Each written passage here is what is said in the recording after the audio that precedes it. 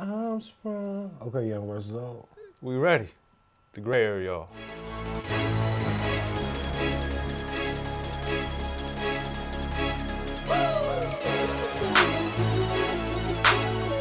So Slink, man, we're here on the gray area. I'm Soren Baker. And I'm Slink Johnson.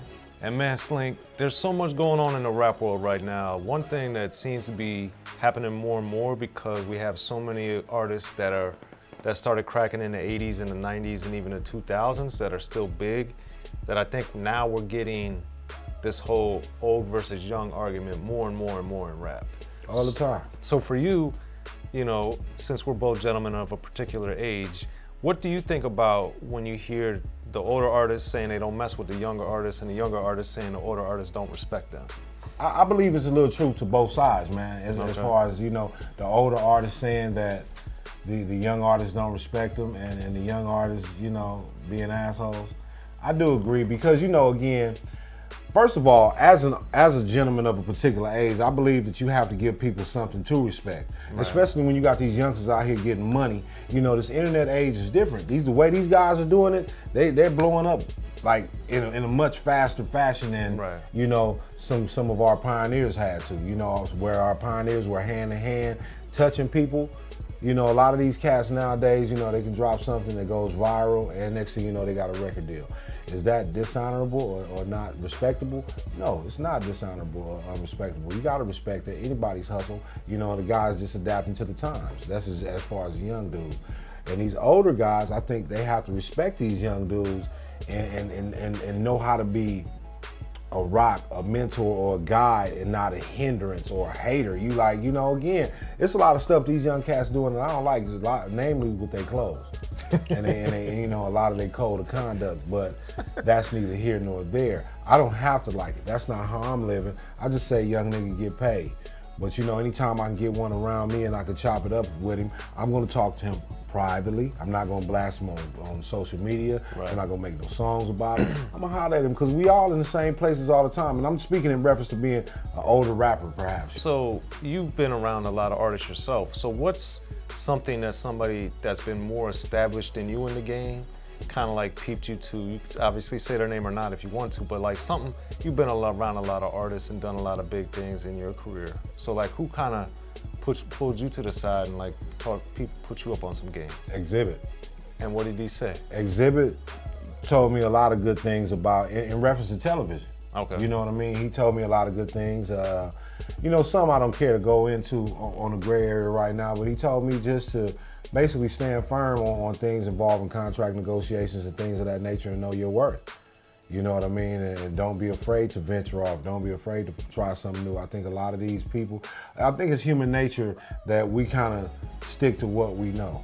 Right. So sometimes you just got to get out there on faith and see what it do. And Exhibit taught me that, and I really respect and appreciate him for that. And Too Short also taught me how to network. Too Short, you know, I was in a position around a lot of powerful people in music, a lot of powerful people in entertainment, and I wasn't necessarily taking that by the reins, you know what I mean? So he taught me, man, you got to get out here and network, you got to talk to these people, so when I take you to these places, you go holler at these people, you know, and don't necessarily depend on your label or your boss or whoever to do it for you. You got to go out here and make relationships, you know what I'm saying? You can't be so full of yourself thinking, okay, I'm the next shit, I ain't got to talk to nobody. Right. And I think it's important too because this is all about creating something with the fans and with the people that they can latch onto. And if you're not enabling them to do that, whether you're a newer artist or an older artist, you know, it's definitely gonna hurt you. And I always, and I think too, like, that speaks to both Exhibit and Too Short's staying power, that they're able to look at the game and understand what's going on. And I think that a lot of artists have a problem with that when something new comes in. Because I think one of the earlier examples of this is like when LL was coming in and like the Kumo D's and everybody was mad because LL wasn't of that older generation at that time, and then came in and was like, I'm the baddest rapper, I'm better than all y'all. And they had been rapping for a long time and they took offense. So with rap, what do you think it is? Because rap is so much about confrontation, about me being better than you, my crew's better than you, I'm better than you, I got your girl, I dress better than you, I'm flyer than you, I'm fresher than you, whatever, whatever. So why do you think, or how do you think, things are going to be able to keep progressing and kind of get away from this confrontationalness? I think that has a lot to do with the older heads. Okay. Because we are the older heads, the elder statesmen. We've been through situations, we've seen things happen.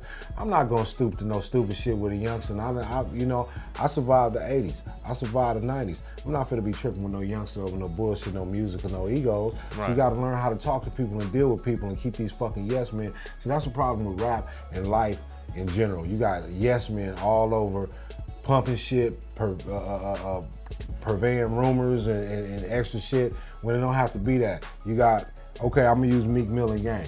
Okay.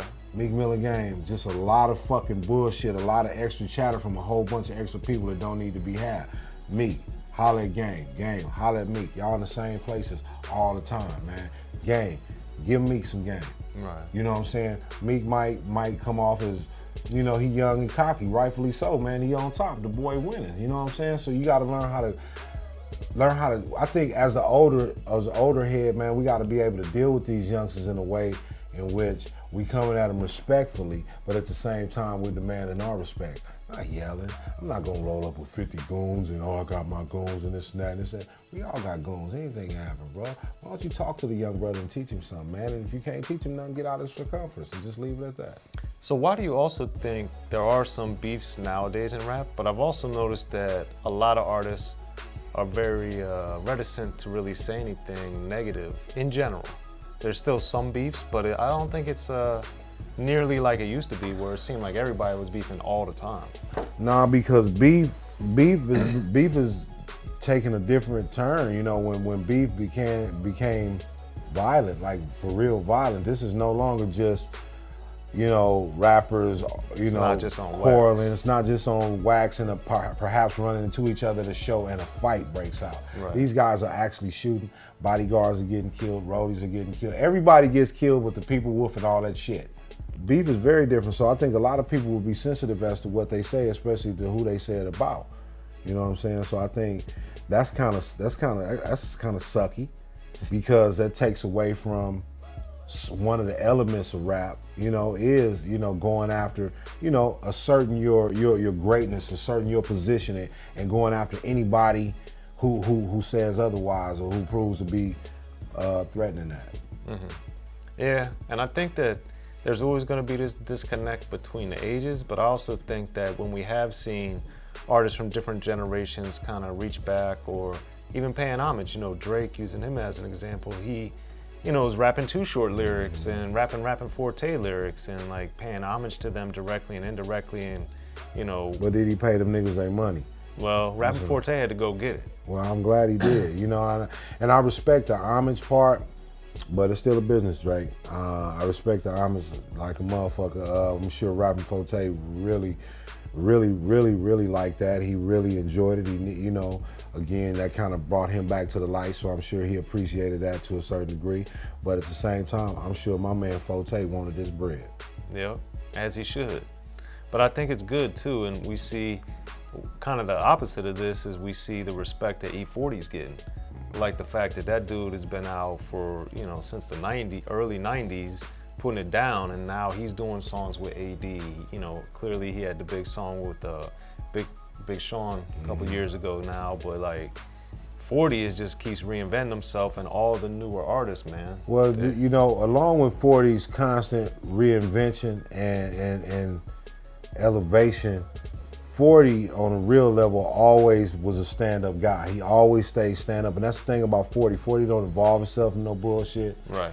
Small time bickering. Look, if it's beef, I'm pretty sure if somebody has this name with 40 Water, what he's doing, I've seen it happen in person actually. 40 is going to push up on you, and he's going to 40 is going to make sure the situation is handled without all the records, without all the hoopla, without all the fanfare, because real gangsters move in silence. Real gangsters don't get out here just yelling who they gonna fuck up or who they gonna, who they gonna mash or whatever. That ain't what a real gangster do. Real gangsters have problems with other real gangsters, and the general public never know. Right. They never know, and if they know, by the time they know, it's too late. It's all out war. But real gangsters, they get together, they talk about it, and they figure out what's wrong, and they squash it. Yeah. So it's kind of interesting what's been going on and all the the ways it's gonna happen and evolve, but it's good to see when people are respecting people like E-40 and when people like Drake are paying homage, because I think that that helps push the genre forward, and I think it also leads to this, you know, energy in the music that, you know, I think it's good, man. There it is. Old versus new. Is there really a beef? We don't think so, but what do y'all think? Hit us up in the comment section. Let us know what you think about what we've been talking about on the gray area. Make sure you like, share, and subscribe to Unique Access and watch the gray area over and over and over again. And you can do that because we always gonna have some hot shit for you every week right here on Unique Access.